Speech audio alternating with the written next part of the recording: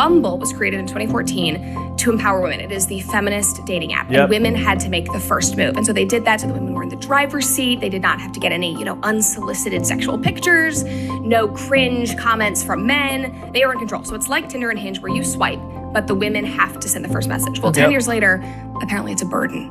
Women don't want to make the first move. They don't want to do it. That's the whole reason that the app was created. But now they're saying, it's too hard. I don't want to do it.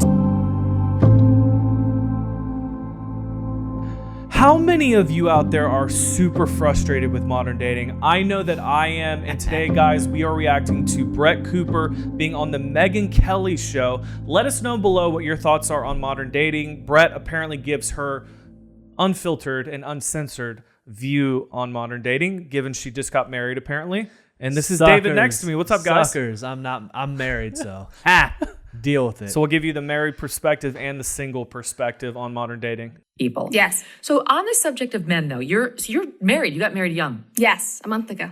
Oh, best wishes. Thank Very you. nice. You're Thank you. newlywed. Yes. So You didn't even know. How are No kids idea. your age dating? How do you find? Because I'm worried. We were talking with Adam about Mr. Carponzi in Bircham, who's got the man bun and he wears a sign that reads "The future is female." Yes. And he's a completely emasculated version of a man. I just don't think any woman really would want to sleep with a man like that. I can't understand a woman who would want to sleep with a man like so. But it seems like that's the trend now. It More is. and more young men are becoming more Carponzi-esque than Yeah. they are Bircham-esque. I call them the wet cigarette men. The Timothy Chalamets. Oh, yes. Yeah, Yep. I don't know why, but it's just like that and Machine Gun Kelly, that style, that genre of man. Harry on my show, I always Styles. say you're a wet cigarette man. You're limp and you're kind Yes. of grunge and kind of nasty. And I don't know if you shower. You're very, very skinny. It's true, what I always say. But no, the 2024 dating landscape is a hellscape for sure. Yeah. I feel so awful because I read my comments and I have so many people, both men and women, saying, where do I find like-minded people? And I'm seriously working with my team. I don't know how to make them meet. I don't know if I just need to, I was talking with Jordan about this on his podcast. I was like, I don't know if you need to set up something after your shows, after your lectures, where you have them all, like all the cute men in their suit. If Brett Cooper created some kind of dating app. like dating app Or even online dating way, community. Yeah, I mean, it would you go- join that? I would. Yeah, I absolutely would. Brett Cooper, make dating great again. Make Let's dating go. great again and make, as you called, wet cigarette men go away. Please, for the love of God. I can't stand it. You mentioned Harry Styles. Harry Styles, Timothy Chalamet. These Machine men are Gun just Kelly. these men are just losing the plot. I don't know if it was the way they were raised. I don't know what their family structure looked like, but you can tell how masculine and strong of a man is by his father. And if his father's not in the picture and his mother had to raise him, then you know very quickly, ladies and gentlemen, of the depth of masculinity and strength. It's not impossible to become strong and masculine without the father in the home, but it is a lot harder. Well, men are told nowadays to embrace their feminine side. You you just be emotional all the time, embrace it, it's okay. But we are saying you need to be masculine, and they're showing now that women do want masculine men, and Good they're women screaming want- good good women, women good want women, masculine good men. women, Yeah. not every woman, but they're screaming for that. But It's time to wake up, men. It really is. And the girls that come to listen, kinda like I don't know that. what it is, but something, because they're out there and they are desperately searching. I just did an episode about Bumble. Bumble just did a huge rebrand. Most people are still trying to meet partners on dating apps. I don't which even is know what Bumble is. Okay, so Bumble was created in 2014 to empower women. It is the feminist dating app. Yep. And women had to make the first move. And so they did that so the women were in the driver's seat. They did not have to get any, unsolicited sexual pictures, no cringe comments from men. They were in control. So it's like Tinder and Hinge where you swipe, but the women have to send the first message. Well, 10 years later, apparently it's a burden. Women don't want to make the first move. They don't want to do it. That's the whole reason that the app was created. But now they're saying, it's too hard. I don't want to do it. So Interesting. they created this system where Bumble sends an automatic message from the woman. So technically it is still from the woman, but Bumble, the app, is sending it. The men have to create the clever, interesting, personalized response. And then the woman on the other side of the screen gets to think, is that clever enough? Oh, wow. So I mean, it's just... wait, hold on. So women are the interviewers now, apparently. On this app specifically, they wanted to go against the norm of traditional dating apps. I mean, to be fair, a lot of women do struggle with men being perverts and sending them, 100%. sexually explicit I feel pictures. for you, women, because men are gross. Yeah, a lot of them, not a lot all of them. A lot of men are gross, and it's very hard to weed out the good ones from the bad ones. And so Bumble said, okay, we're going to do women empowerment and have women make the first move, which goes directly against women's biology because they want to be pursued by a good man. Well, also this whole movement now of probably the last 10 years where women are starting to propose to men. Oh my Have you gosh. seen that online? Women are proposing to men because women, you have the ability to take control of your destiny and your future marriage. Do not, men, I'm speaking to you. If a woman proposes to you, run. Run. You're supposed to propose. Or if you are supposed to propose. There are a lot of conservative women that even have done that because they've been tricked into that.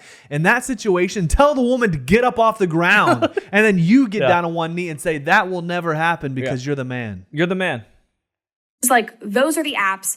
That's what's going on. They have become a game, and they are designed to keep you on the app. Like, those apps make money by you not meeting somebody and not having a fulfilling relationship. That whole need, like we saw behind the social network, that's behind the dating apps too? Yes, for sure. Oh, my Lord. And I remember, like, I think that there is a way that you can use them well. I was actually on Dennis Prager's show, gosh, like 4 years ago. We were talking about homeschooling. This was at the very beginning when I was starting to do this kind of work. And we were talking about dating, and I wasn't dating anybody at the time. And he had said, I think that you should be on dating apps because you live in California. And he said, if you use them correctly and you put all your values out there and you say, I am a Christian, I am conservative. He's like, even if you're not fully conservative, just say that you are on the right, put them all out there, because then you'll weed out all of the terrible people. Screening. Yeah, so it's good screening if you're willing to put yourself out there. Here's my response. I think that dating apps do have their place. Now, let me be clear. I know friends of mine that have gotten married. I know friends that have gotten married on Tinder and now have kids. Yeah, so it's not impossible, but I agree with Brett in the sense that you have to put your values out there right away. Correct. And don't not put your values out there because you're scared that you're not going to find the right person.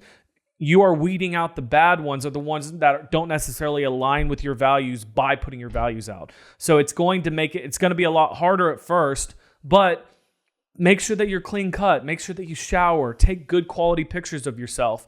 Put yourself out there. Don't put out a false version of yourself on an app. That's the problem. Because that is the problem, is it's people pleasing.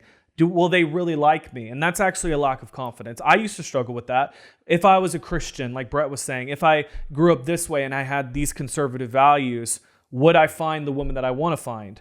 And I finally had to come to grips with, this is what's made me happy. This is the way that I enjoy. And this is who I want in a partner that I can raise a family with and have children. So I'm not just dating to date. If you're on a dating app just to, do endless flings, then you're not going to find a future spouse that wants to have kids and settle down with you, because most likely she's looking for flings just as much as you are, and there's no real commitment there. Or just don't do dating apps altogether.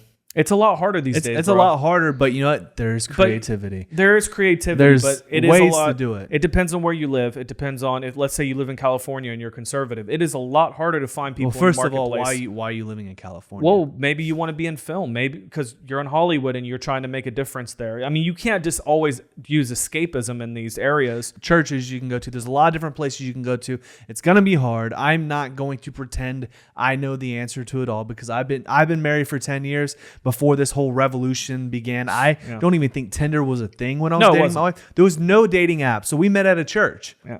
Bumble started when I think you got married. What year? 2014. That's when Bumble started. I won't pretend to know the answer to that because I'm married. Yeah. So that's why Isaac talked most of the time about what he's gone through. But I will say, if you have traditional values, try to pursue people the traditional way. And put on your profile that you have those values. Be very specific of your value system. And then even what you're not looking for. I mean, it's pretty obvious that if you put your value system out on Tinder or on Bumble, then it's pretty obvious what you're not for. So you don't really have to say what you're not for as much as what you are for. And then it's going to weed out, like I mentioned, a lot of those crazy characters. And women, it's not going to be perfect. You are still going to get, men trying to be perverts and come after you. And, just use wisdom. Have people in your circle. If you're going out on a date, make sure that some of your girlfriends or some guy friends that know where you're going, so that you're not going out in public by yourself without anybody knowing where you are. I mean, it's just using security. My mission number one in life right now is to get Isaac married. So, ladies and gentlemen, women, I am receiving applications. You're receiving email below. Applications. Yes, because I'm the gatekeeper to you your are heart. not my gatekeeper. I'm the gatekeeper to your heart. Yes, I am. You are not. Well, we love you guys. We will see you on the next video. Don't forget to subscribe. Peace.